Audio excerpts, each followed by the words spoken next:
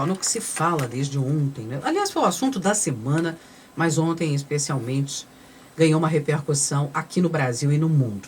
Tem repercutido muito esta semana a quantidade de queimadas na região amazônica.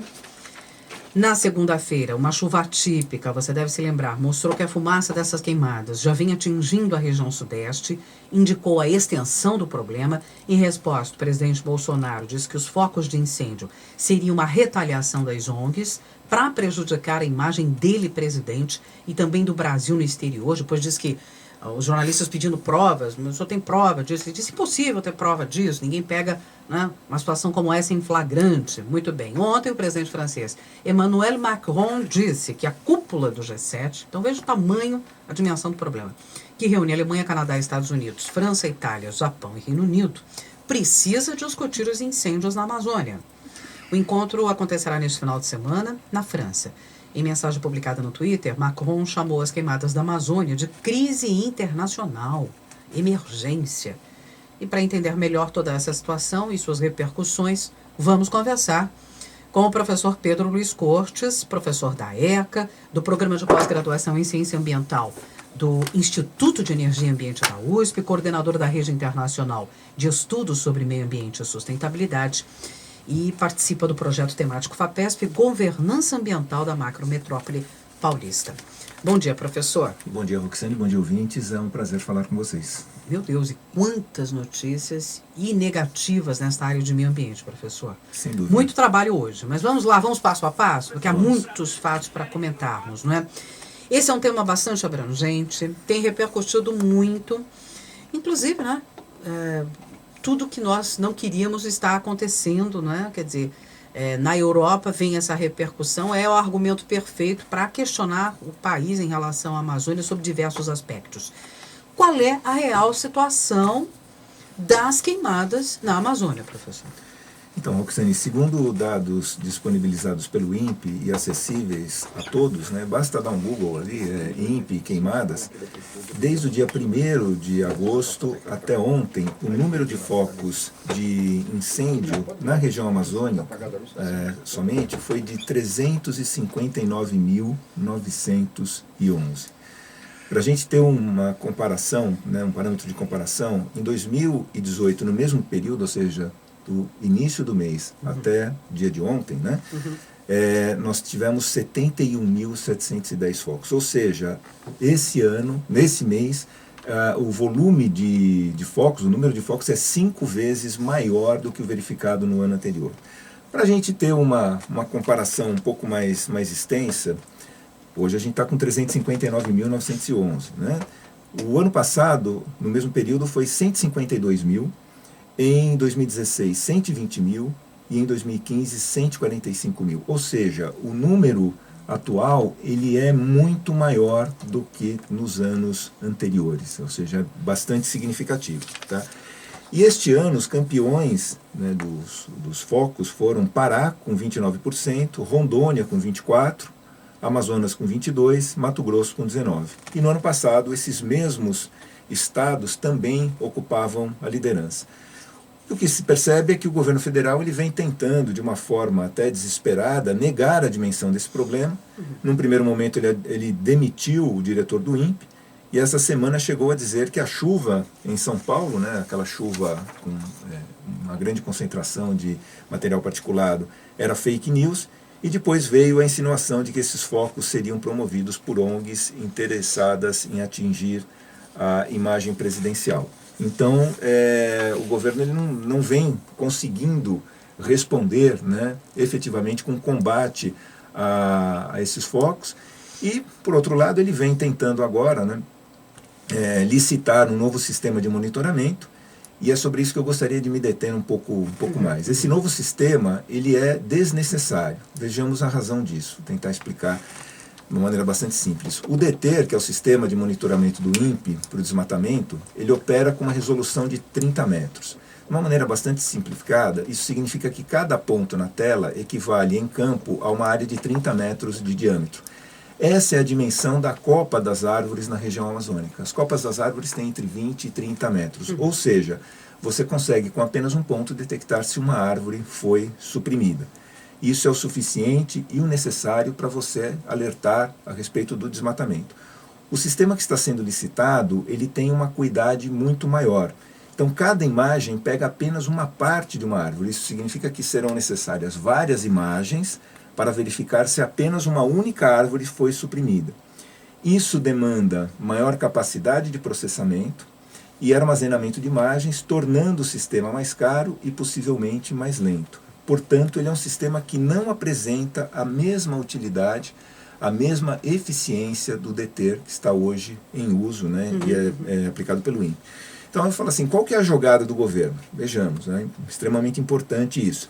Com a adoção de um novo sistema de monitoramento, o governo ele vai iniciar uma nova série histórica sobre o desmatamento. Ele vai alegar que o sistema novo é mais completo e sofisticado do que o DETER, do INPE, e que a comparação entre os dois não é possível. Portanto, de acordo com o que eu imagino que o governo vai dizer, não será possível aferir se o desmatamento aumentou em relação a anos anteriores. Será apenas indicado em que áreas está ocorrendo o desmatamento. Para evitar comparações, eu acredito, a gente tem que ficar muito atento a isso, que o governo poderá determinar que o DETER seja encerrado como programa de monitoramento. Ou seja, ao invés de proibir a divulgação dos dados do DETER, o que não seria possível, né, face à lei de acesso à informação, o governo ele implanta um sistema novo, passa a criar uma nova série histórica e pode alegar que essa série ela não é compatível impossibilitando comparações com o sistema em uso. Claro. Sendo que o sistema atual ele é mais do que suficiente para monitorar, para informar as equipes de fiscalização a respeito das áreas que devem ser enfim, fiscalizadas, né, para orientar as autuações. Agora, professor Pedro, e a repercussão internacional, que está crescendo desde a tarde de ontem? Agora acaba de sair a notícia que, para Angela Merkel, incêndios na Amazônia devem sim ser debatidos. Ela diz que a questão é de urgência, portanto, reafirmando uma intenção já do presidente da França, Emmanuel Macron. Então, o presidente Bolsonaro ele se manifestava desde o ano passado, quando ele ameaçou retirar o Brasil, né, do Acordo de Paris. Ele falava que ele não admitia participar de fóruns onde a discussão da soberania da Amazônia fosse pautada, né? Na verdade, é que nunca se falou a respeito, né, nunca se contestou a soberania do Brasil em relação à Amazônia Legal brasileira ou coisas desse tipo. Mas o que o presidente Bolsonaro está conseguindo fazer é transformar um problema que seria local, se o governo continuasse, né, atuando na fiscalização, né, coibindo o desmatamento, ele conseguiu transformar esse problema local num problema geopolítico. As pessoas se perguntam qual o interesse dos países estrangeiros em relação à Amazônia. A Amazônia ela tem uma importância fundamental no clima, por exemplo, da América do Sul, porque ela é responsável pela geração de chuvas na região centro-oeste, região sudeste, região sul do país, norte da Argentina, Paraguai e Uruguai. E ela tem uma importância grande para o clima na região do Pacífico Equatorial, principalmente nas proximidades com a América do Sul. Então, a Amazônia ela já tem uma importância fundamental no clima do planeta. Outra coisa importante, a floresta ela é uma reserva de carbono. A partir do momento que você começa a queimar isso, você está lançando esse carbono como CO2 na atmosfera, aumentando absurdamente a concentração de gases de efeito estufa, que tem, sabidamente, uma influência climática muito grande, são responsáveis por alterações climáticas significativas. Ou seja, o que acontece na Amazônia repercute no mundo todo. Então, obviamente que os países estrangeiros vão se sentir no direito de questionar o Brasil a respeito disso. Então, o que o presidente Bolsonaro temia, né, de se verificar, olha, vamos tratar da Amazônia em fóruns internacionais, isso já está acontecendo. E não são fóruns organizados por ONGs, não. São governos que estão se organizando. São líderes, a revelia, né, do Brasil, ou seja, o G7 vai se reunir para discutir esse tema. E olha, ao mesmo tempo em que nós cantamos essa bola aqui já há um bom tempo, quando se discutia o projeto de liberalização, flexibilização do licenciamento e uso de agrotóxicos, que isso poderia repercutir nas nossas exportações, a gente já vem falando desse tema já há bastante tempo, já comentamos o ano passado, quando se ameaçou criar uma secretaria de meio ambiente, né, fechar o ministério, passar a secretaria de meio ambiente para o Ministério da Agricultura, que isso poderia repercutir negativamente nas nossas exportações, ou seja, e o boicote está se aproximando. Muito maior e muito mais explosivo, assim, né, assim como nós cantamos essa bola já há um bom tempo, eu vou deixar aqui um alerta. Eu não rezo para que isso aconteça. Espero que a gente consiga reagir a tempo antes que isso aconteça. Mas, ao transformar esse problema num problema geopolítico, o governo ele está abrindo a frente para que duas ações sejam tomadas internacionalmente. Monitoramento internacional do desmatamento na Amazônia, feita por imagens. Tá? Então é muito possível que isso venha a acontecer, que os países se organizem para fazer esse monitoramento e que em algum momento comece a se discutir o direito do Brasil à soberania da região amazônica. Porque o que está acontecendo agora é um desastre de dimensões jamais verificadas, e você não vê por parte do governo uma tentativa de reagir diretamente em relação a isso.